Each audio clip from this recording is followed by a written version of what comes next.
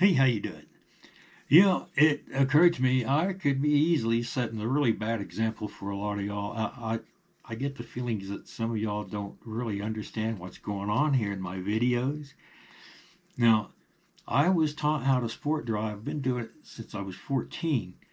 Uh, and the two guys that taught me, my dad and my grandfather, they both lived to be old men without any incident, and they both had died with good driving records.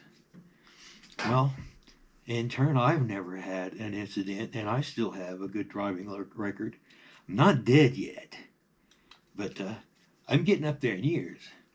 So I guess that makes me a qualified expert rather than just a bragger. So I wanted to explain to y'all, none of this on my videos is anywhere near driving all out. Okay? Driving as hard and fast as you can, that is for the racetrack. I never really have any moments ever, maybe if I run across a sandy patch or something like that, where I am at all concerned about keeping it on the road. What I'm doing is, to me, is like walking through a grocery store fast. I don't run into people or swing way out wide, and you know, and you can see my tachometer on my cockpit views, and you can see that I rarely get up to 5,000 RPMs, and the red line is 7.5. So, I'm not driving anywhere near as hard as I can. And this little car is a real G-force machine. It's a real shame to slow down as much as I do in the curves, but nearly all of them around here are blind corners. A lot of blind hills, especially setting this low. So, I'm really keeping my speed down a lot. Again, if you're ever concerned about keeping it on the road, you need to slow down.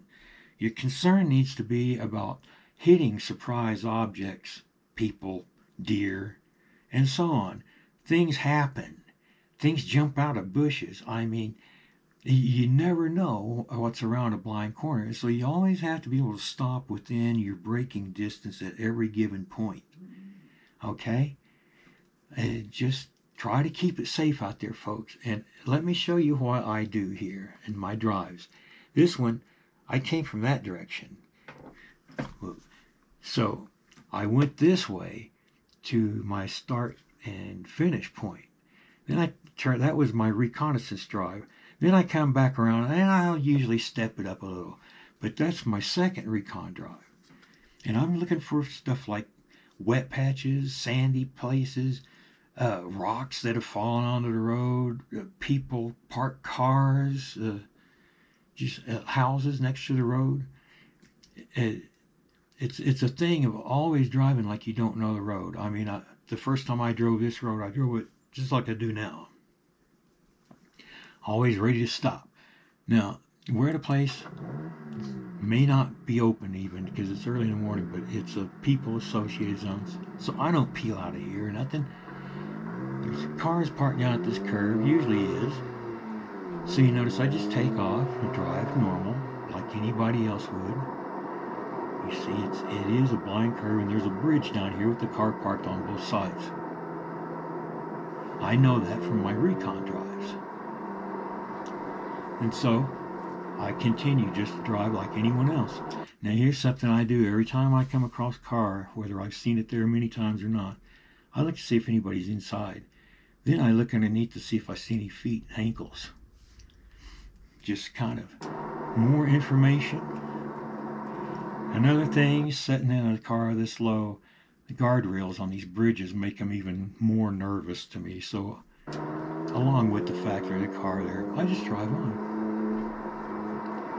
Now I'll pick it up, and I'm never sure if this hard left is a hard left or if it goes that way. So kind of take it easy, and it's a blind curve. Now we pick it up a bit, but there's a white car parked next to a tree, and I was thinking it was a lot closer. Anyway, it's parked in a weird spot, kind of scary, so I wanted to make sure I slowed way down for it. As you see, I do, and just drive by. I'm not here to terrorize or impress anyone. I'm just here to have fun myself. Then the next next blind curve has a car park, and then there's residential area over here. So we just drive by. Don't want to hit anybody's dogs or chickens or kids. Don't want to scare anybody.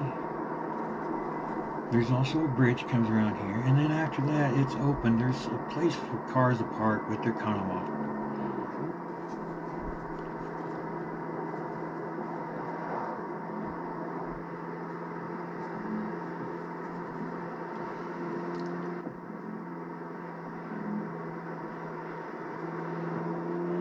Okay, let's skip on ahead to something.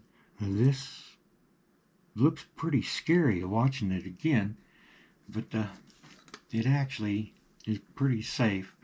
Now here we have a blind hill and a blind curve. It wraps around to another blind hill with a house next to the road and a bunch of cars parked around a bridge and a picnic area.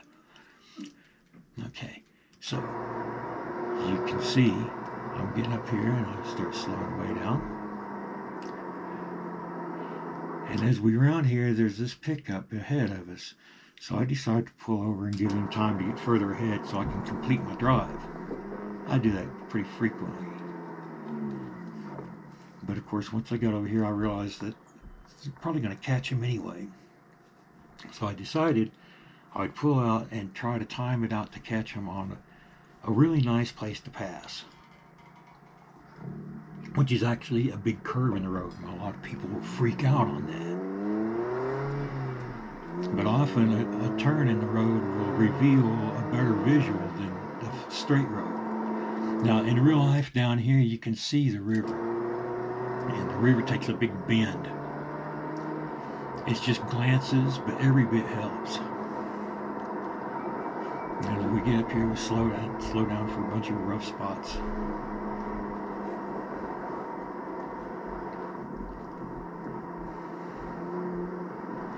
And again, here we start seeing the bend in the river again. You can see the banks, which are hidden when you're on it. And so it's good to get a view of it now. And I can see that there's nobody climbing up the banks. There's no deer there. And just hidden behind this tree is a white car parked on the only place cut out there to pull over and park. There was nobody at the car last time I was there. But, there could be now. And that's why I'm watching these banks where the fishermen may be climbing up. And then on the other side of the road, you can see if there was anything there, and there's not. But I do want to slow down for this car that's parked while carrying enough speed to get up here. So at this point, I start to slow down, and I do something I don't like. But nobody's coming. So I go ahead and cross the center line. And the reason is because I don't want to be pointing at this car while I'm slowing down anyway, especially if I have to hit the brakes harder. So I point away from it.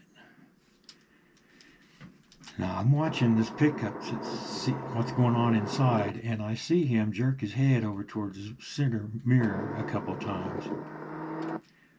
There's nowhere for him to turn left. He's not going to jerk the wheel left because he'll crash in here, right?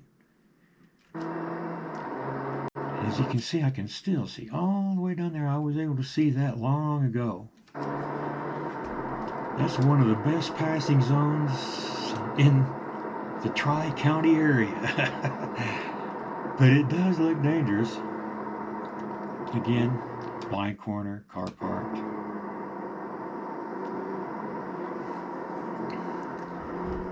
And something a lot of people make a mistake of is, okay, this is a stretch I can see. But you can't see what's hiding in these bushes.